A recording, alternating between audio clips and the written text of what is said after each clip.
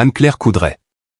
Incarnation même du sérieux journalistique et de la délicatesse humaine, elle est, pour des millions de Français, bien plus qu'un simple visage du JT. Elle est une présence familière, presque rassurante.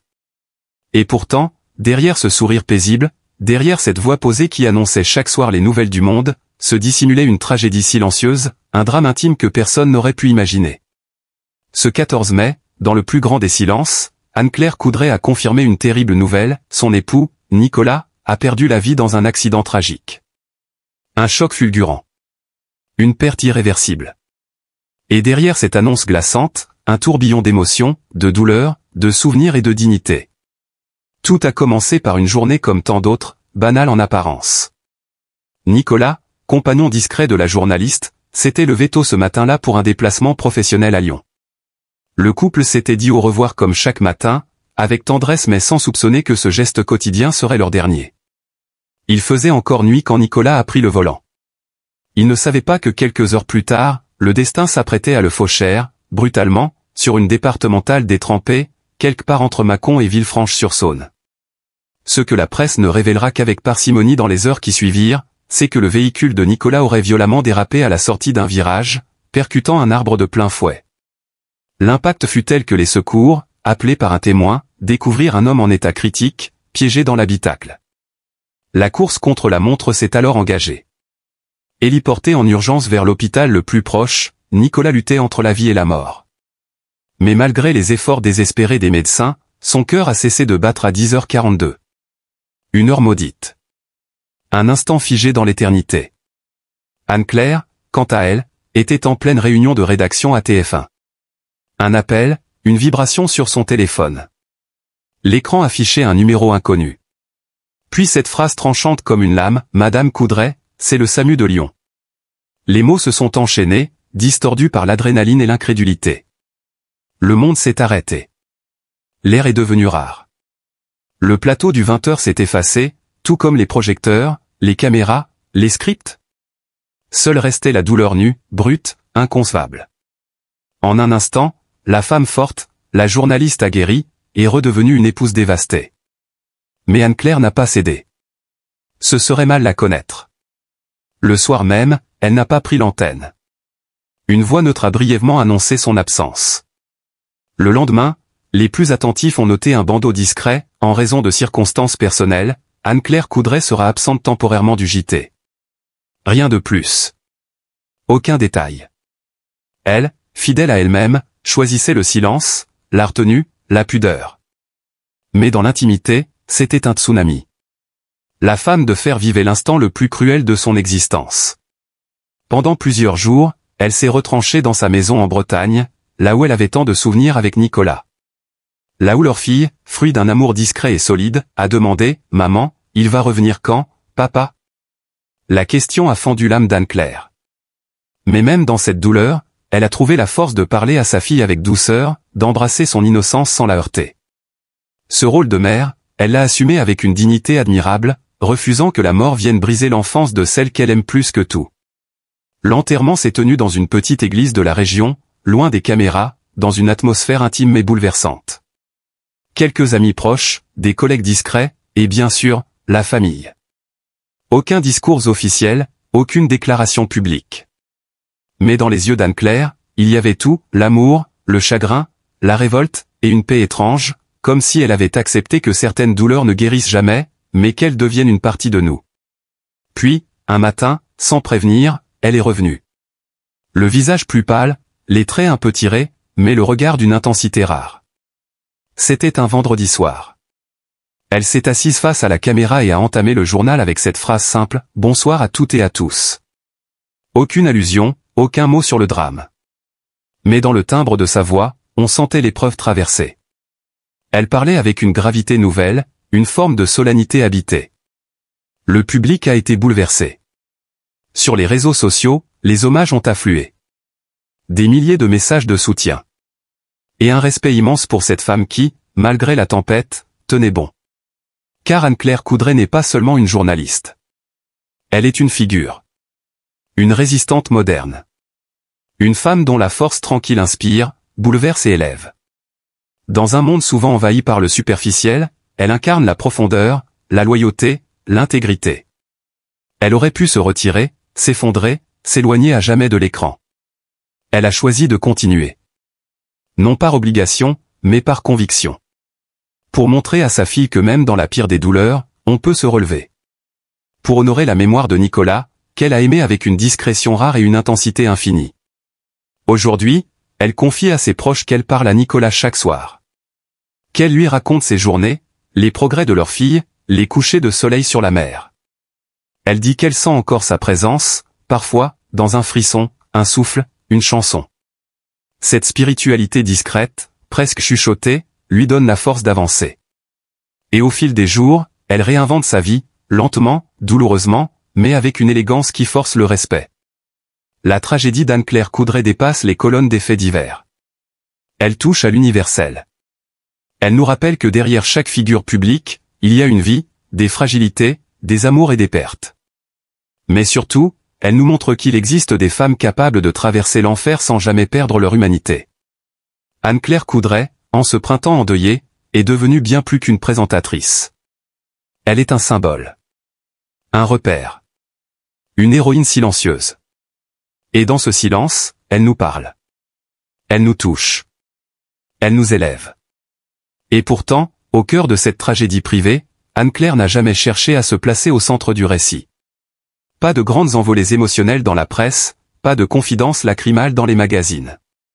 Elle a préféré, avec cette élégance discrète qui la caractérise depuis ses débuts, se retirer dans le silence, laissant le chagrin se déposer en elle comme la mer sur les rochers d'une côte battue par les vents. Il y avait, dans cette attitude, quelque chose de profondément noble. Une noblesse presque ancienne, comme ces reines déchues qui traversent la douleur avec une dignité majestueuse, refusant d'en faire un spectacle. Car le deuil d'Anne-Claire n'est pas seulement une perte intime.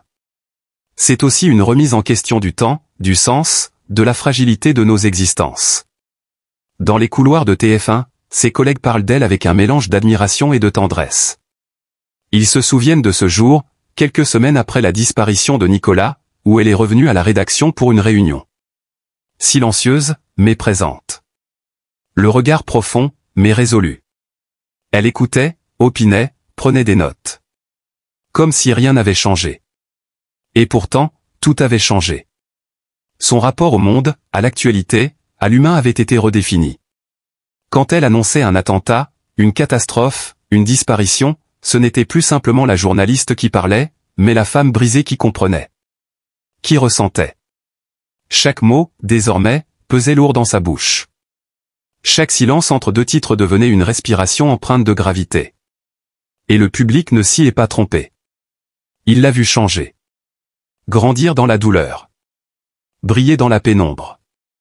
Dans un rare témoignage accordé à une revue confidentielle, elle a livré, quelques semaines plus tard, une phrase qui a marqué tous ceux qui l'ont lue.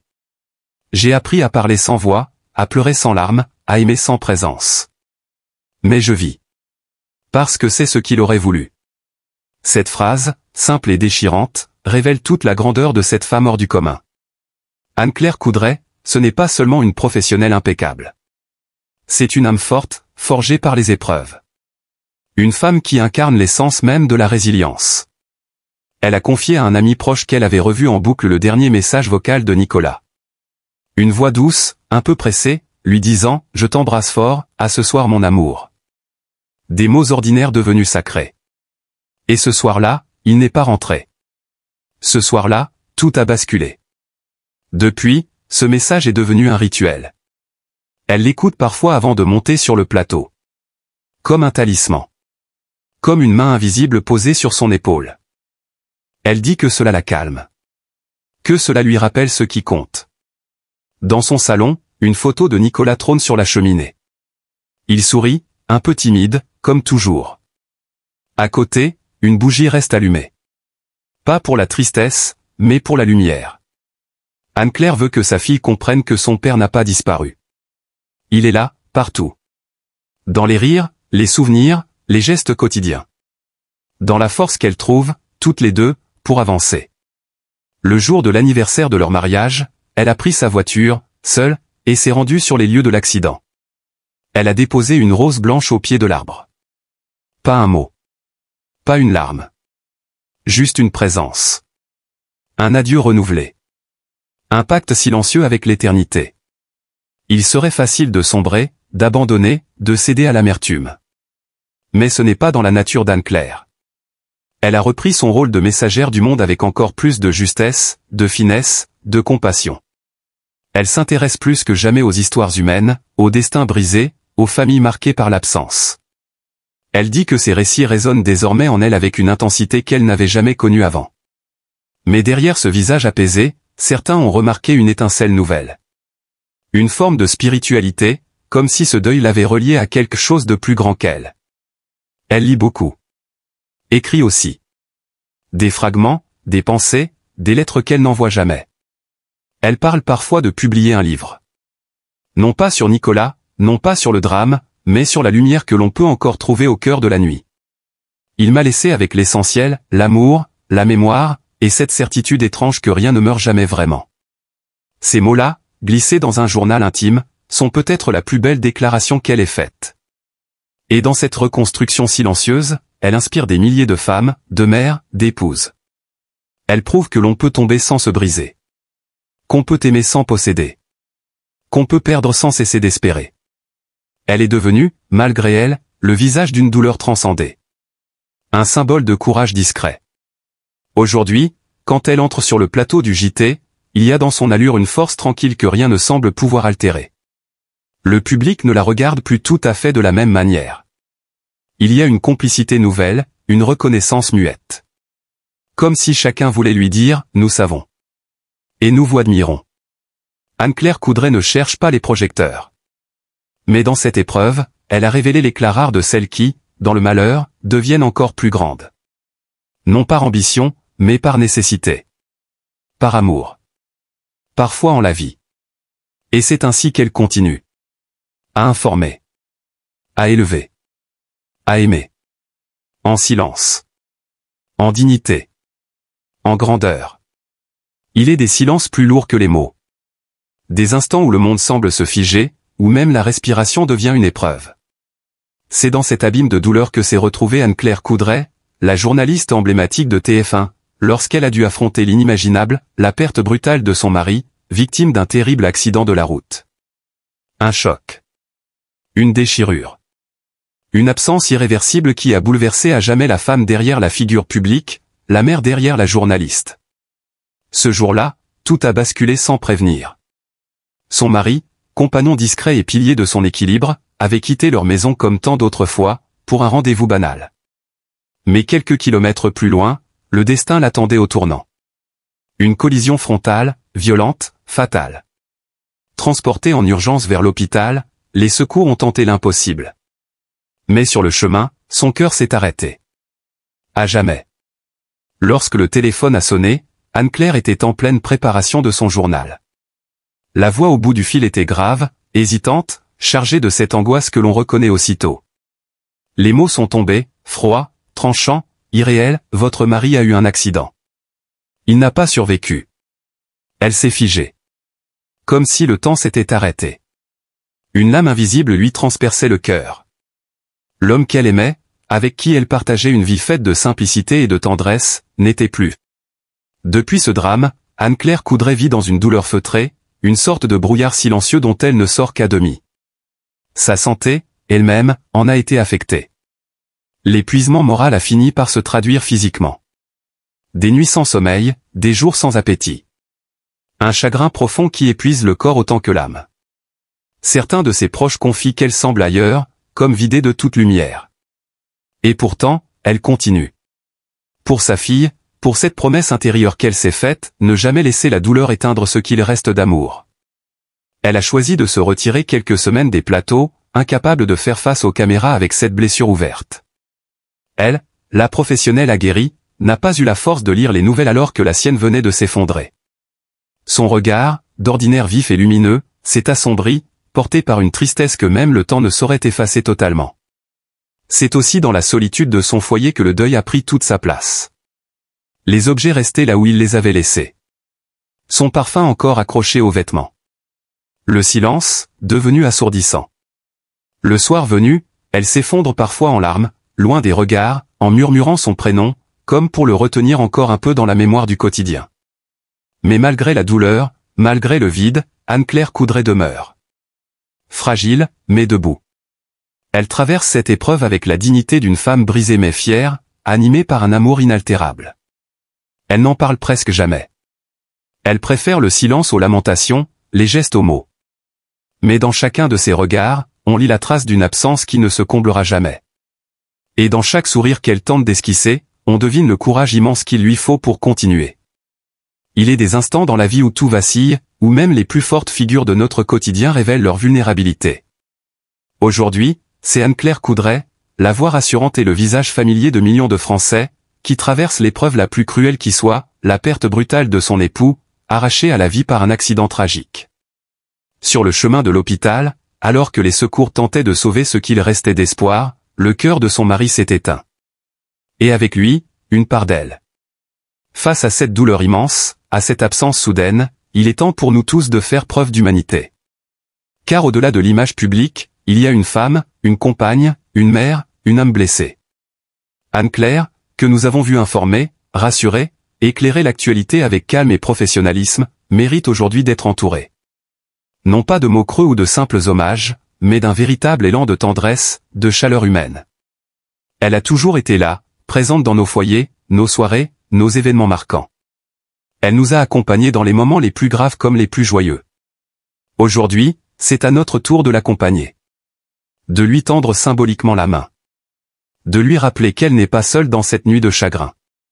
Chaque message de soutien, chaque pensée bienveillante, chaque silence respectueux, compte. Ce sont des gouttes de lumière dans l'obscurité.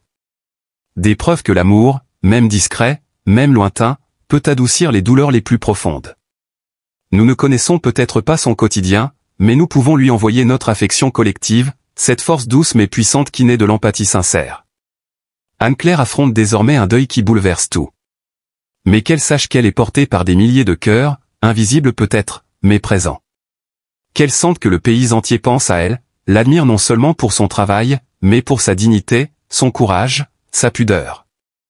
Alors oui, aimons.